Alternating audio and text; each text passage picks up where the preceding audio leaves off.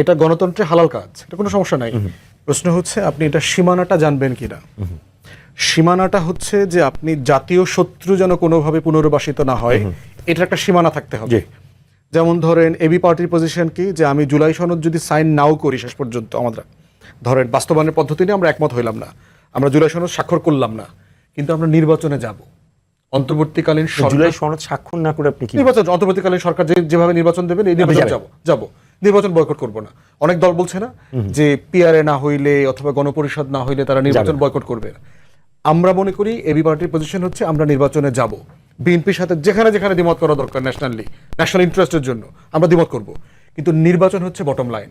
কারণ আমরা বোধ করছি এস আলম আর শেখ হাসিনা মিলে ইতিমধ্যে পরিকল্পনা করছে, হাজার হাজার কোটি টাকা বিনিয়োগ করছে এই অন্তর্বর্তীকালীন সরকারকে আন্ডারমাইন করা, নির্বাচনটা বানচাল করা, ন্যাশনাল সিকিউরিটি হুমকি তৈরি করা, নিরাপত্তা হুমকি তৈরি করা, কেওয়াস লাগানো, সবকিছু।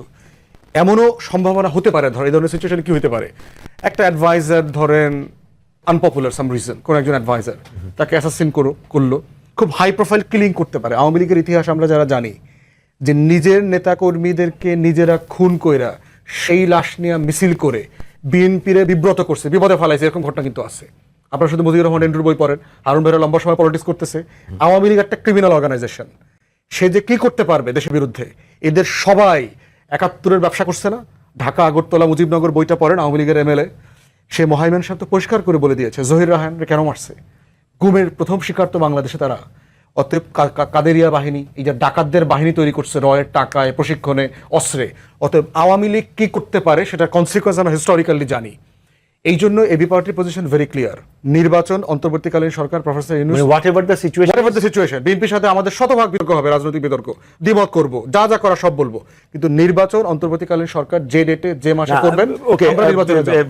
আপনি যে এই ইলমটা পাইলেন, এই ইলমটা বাকি রাজনৈতিক দলগুলো পাইতেছে না। ওয়েল, সেটা অন্য আলোচনা, জাস্ট আপনি ওই অন্য আলোচনা। একটু যদি আপনি কি মনে হয় আপনার ইন্টারপ্রিটেশনটা কি? আমি এখানে জাস্ট একটু যোগ করি, এখন কিন্তু কোনো পার্টি বলেনি তারা নির্বাচনে যাবে না। ফুয়াদ ভাই প্রথম অন রেকর্ড স্পষ্ট করলেন আমি যদি সাইনও না করি আমি যাব নির্বাচনে। এটা কোনো পার্টি বলেছে? এটা আমাদের পার্টি পজিশন। অন্য কোনো পার্টি কি বলছে? আমরা জানি না। এইজন্য এই মানে এবং বিএনপিকে কোনোভাবে জোর করে হারাইতে হবে, ইঞ্জিনিয়ারিং এর অংশ হইতে হবে, এই পলিটিক্সের ভিতরে আমরা নাই। কিন্তু এর মানে কি বিএনপির এগেইনস্টে আমার একটা পলিটিক্স আছে না? আমার একটা পলিটিক্স আছে। তো আমি যদি জোট কইরা পারি, আমি যদি সিট বেশি নিতে পারি, আমি যদি ভোট বেশি পাই, সেই ইলেকটোরাল পলিটিক্স তো আমি করব। সেটা আমি করব। মানে গণতন্ত্রের মূল্যবোধের ভিতরে যা যা পড়ে, কিন্তু এর মানে আমি তারেক রহমানের বাপমা তুলে গালি দিব না। এগুলো আমার বটম লাইন।